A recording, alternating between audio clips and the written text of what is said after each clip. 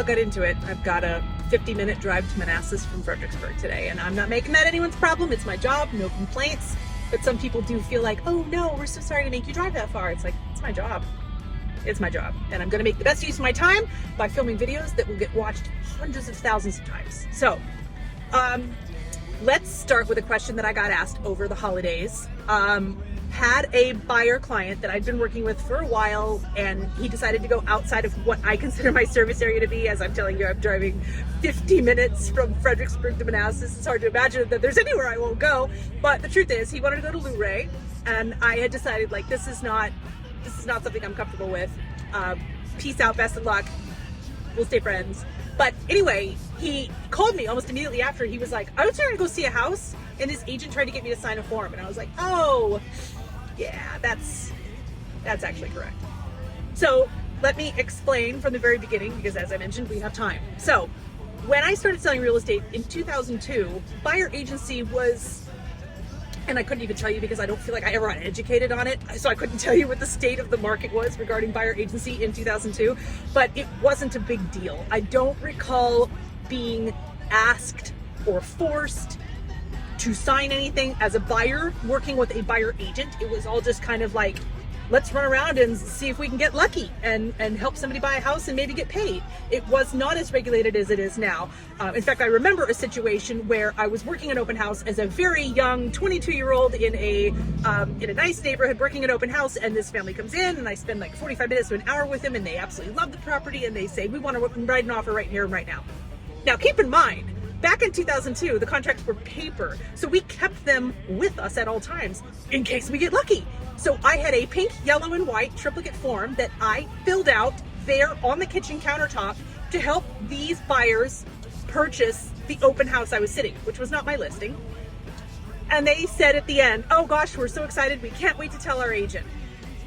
And even then, it didn't occur to me to ask, are you committed to another agent? Because there wasn't, again, to my knowledge in 2002, long time ago, I don't remember there being any kind of a formal process where you would hire an agent and say, you work with me, I work with you, this is consensual, it's in writing, it's enforceable.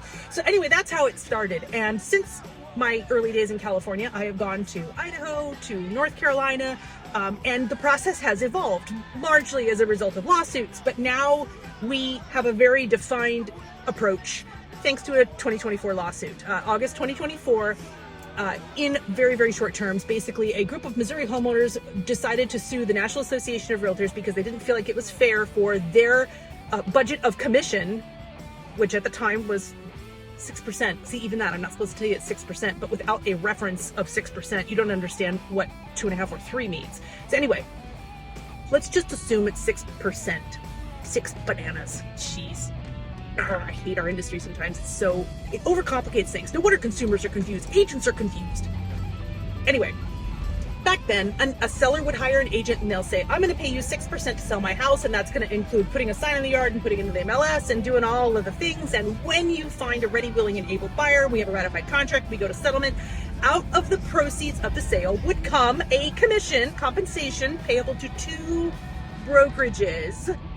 And the amount that went to the brokerage representing the buyer would be advertised in the MLS. Buy this house, you get 3%. Buy this house, you get 4%. There was a time when builders were paying 4 and 5%.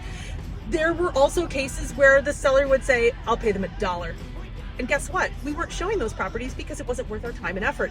But again, I don't recall there being a mechanism where the buyers would say, agent, I will pay you directly because I want your help buying this house that's only going to compensate you for $1. For the longest time, agents just had to take what was offered and call it satisfied, call it good. We didn't charge our buyers commissions. I don't even remember if loans allowed buyers to pay commissions, but that's what it was for a very long time. So August 2024, the law changed and they said, okay, fine, we'll split it. Sellers, you pay for your agent, buyers, you pay for your agent. And the problem with that, the challenge, as we are all smacking our foreheads, is that buyers are already scraping by to come up with their down payment, their closing costs, their moving expenses, their lease break fees. Like, commission ain't in there. It isn't in there. So aside from the actual ruling that occurred in August 2024, the process completely changed. All the paperwork changed, the conversations changed, but the outcome remained the same.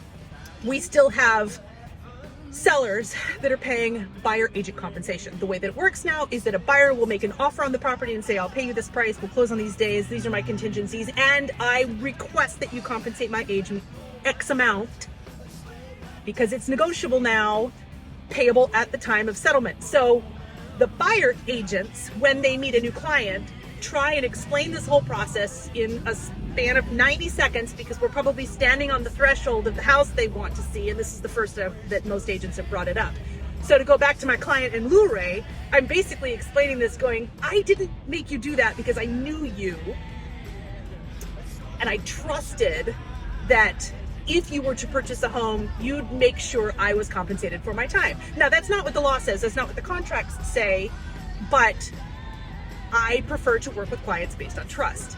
Now, interestingly, this resulted in a lawsuit very recently, like a month ago. A buyer signed a contract with a buyer agent and then went and bought a house with somebody else, even though this agreement was in place. And I'm going to omit all of the details of malicious behavior, which probably resulted in the lawsuit, because I think the bigger issue is, okay, so a buyer signed a contract with a buyer agent, went and bought a house with somebody else. They have defaulted on the contract they signed.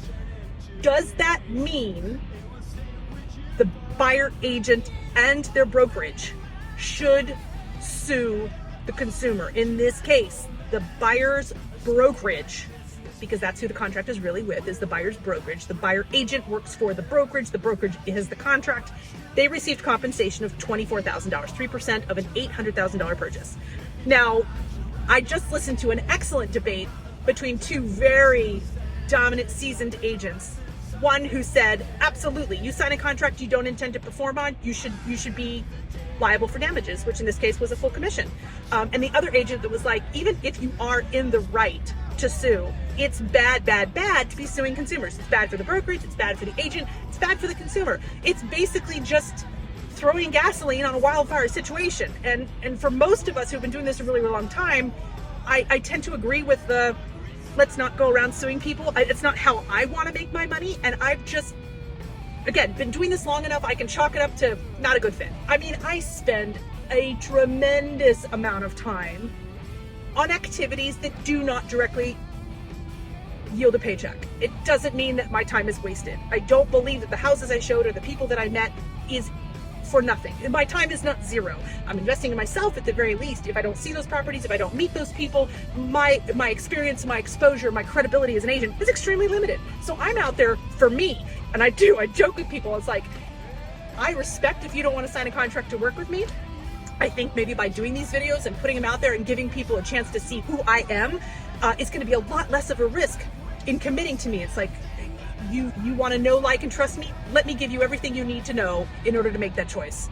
But I don't want to have people sign agreements that make it sound like, hey, if you work with somebody else after signing this agreement with me, I'm going to sue you. I'm not going to sue you. It's totally not worth my time and effort to sue people. If you don't want to work with me, peace out. You know, go do your thing. I wish you the best.